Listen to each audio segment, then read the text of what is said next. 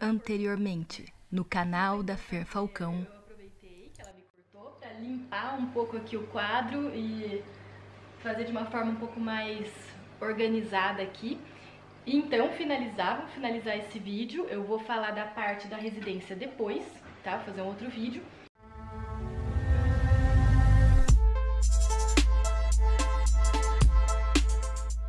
Mas então, só para finalizar essa questão do externato, que seria o equivalente ao nosso internato, então como eu tinha falado, né, essa parte aqui do terceiro ano que a gente começa a aprender como examinar o paciente, como fazer o exame clínico, realmente aqui eles fazem, eles não fazem, na verdade, eles aprendem com livros, né? Eu tenho o meu companheiro, ele é médico, ele se formou aqui, ele é francês, e ele disse que era realmente horrível aprender em livro como fazer um exame num paciente se você não tem o paciente, né?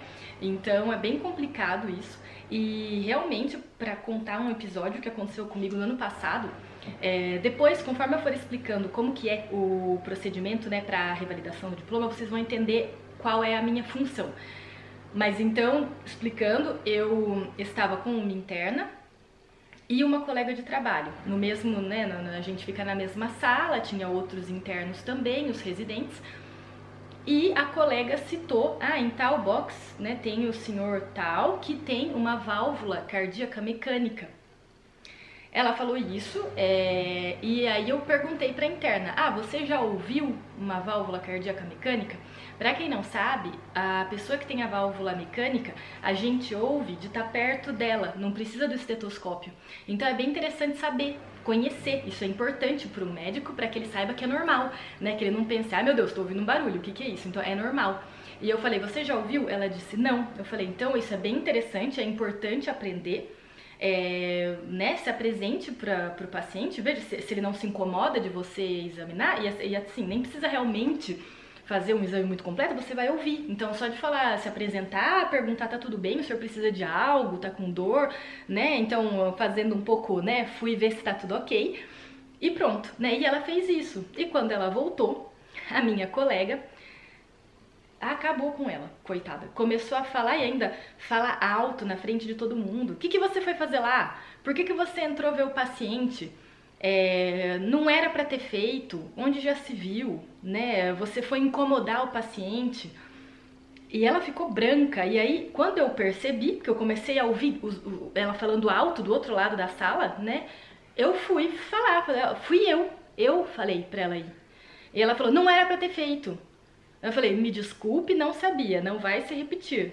Então, pronto, mas fui eu, né? Porque eu quis desviar então a atenção dela pra mim, porque ela tava realmente colocando a interna numa situação muito vergonhosa. A interna já com os olhos cheios de lágrima, e aí depois eu puxei a interna pro canto pra conversar com ela, pra falar... tipo, a Patricia.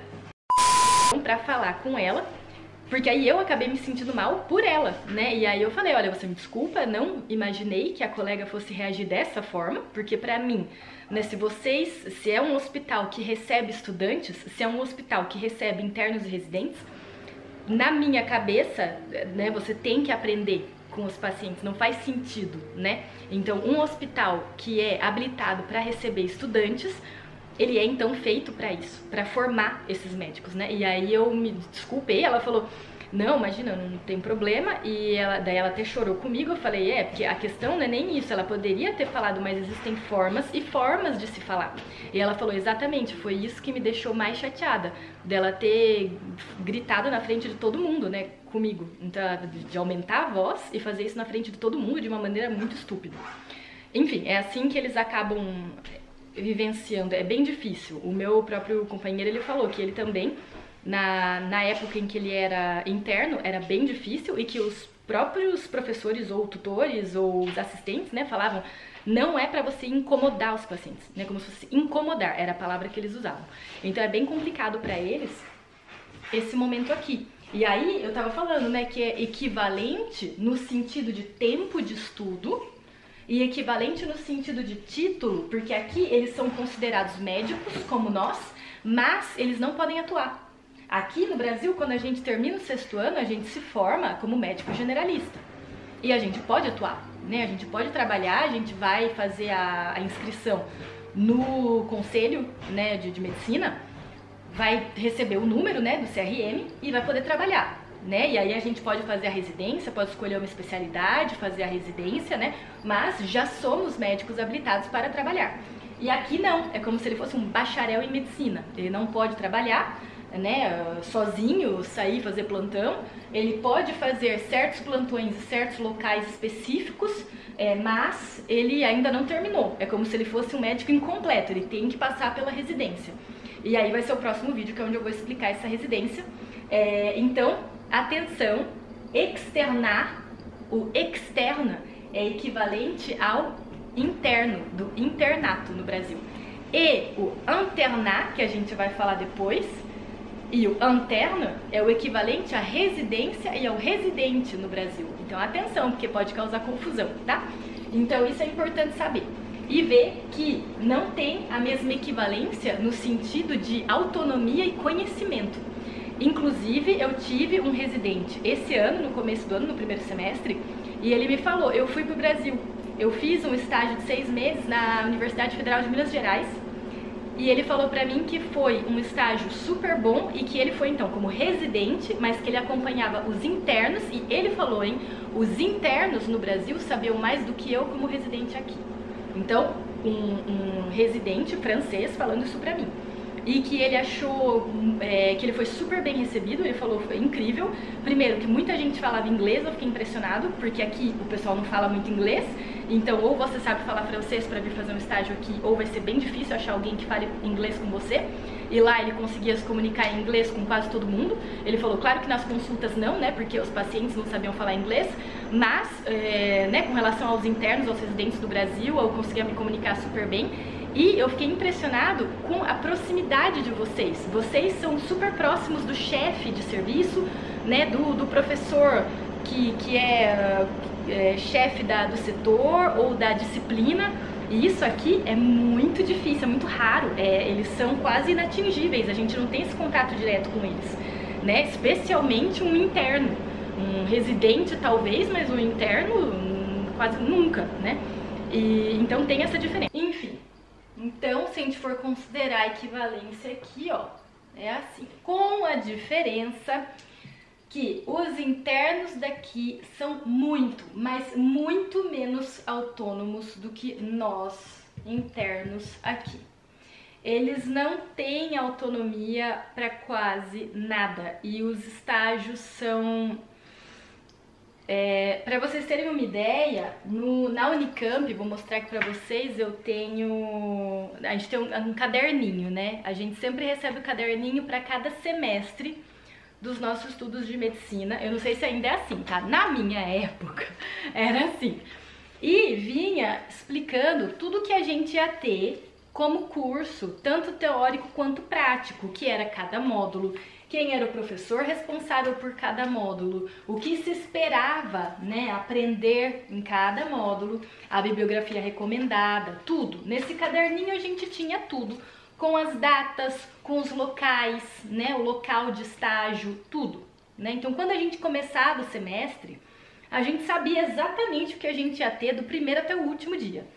Aqui, eles estão sempre perdidos. Para vocês terem uma ideia, no externar, eles têm, na verdade, que pedir para o professor. Então, não existe um modelo feito igual o nosso, onde a gente passa por todas as especialidades, onde todo mundo vai fazer exatamente a mesma coisa, a mesma maquete de estudo e passar por todos os ambulatórios e especialidades. Aqui não. Tinha esquecido de tirar meus óculos.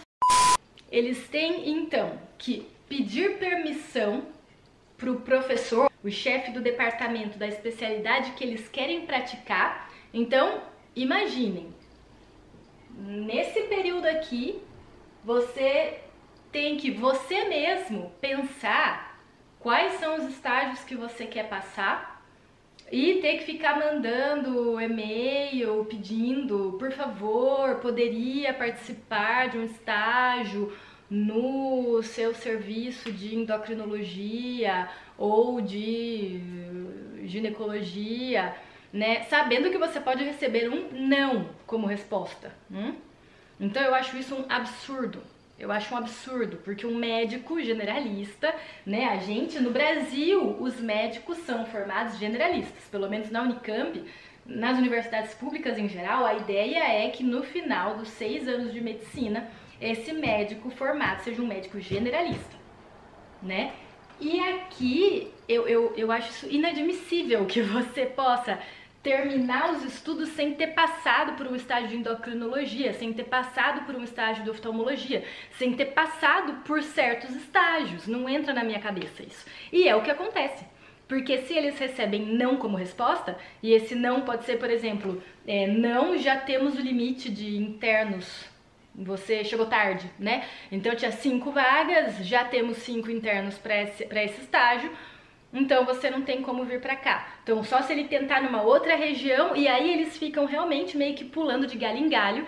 Não é 100% certeza que se você foi pra faculdade de Lille, de Reims, de Estrasburgo, não significa que você vá ficar nessa faculdade até o fim, né? Ou no hospital universitário. Você pode passar por hospitais regionais, né? Então, aqui o hospital universitário é chamado de CHU, Centre Hospitalier Universitaire.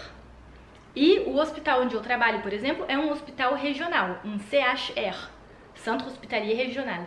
E lá a gente recebe internos e residentes. E eles dizem, inclusive, que eles preferem ir para o centro regional do que o centro universitário. Porque no centro universitário, eles não fazem praticamente nada. No regional, eles já não fazem muita coisa. No universitário, eles dizem que é pior ainda. Então, tem mais essa. Eles falam pra mim, porque eu converso bastante com eles. Os internos são praticamente ignorados. Gente, quando eu digo ignorados, é realmente ignorado. Na ginecologia, o primeiro dia que eu entrei na sala de parto, era assim, sala, né, a sala central, onde ficam os computadores, né, balcão, as sages-femmes, né, as parteiras, são 3 por dia, então 3 sages-femmes, sentadas, cada uma na frente do seu computador, vem o residente da ginecologia, vem o médico que tá de plantão, que pode ser um assistente ou um chefe, né, que vem, e no fundo, e é no fundo mesmo, encostado contra a parede, estão sentados 2 internos, que ficam sentados esperando a permissão para fazer alguma coisa. E na maior parte do tempo, o que eles fazem é papelada para os residentes.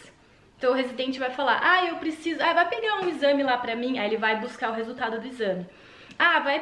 Vai levar tal exame pra mim no laboratório, e ele vai levar o exame no laboratório.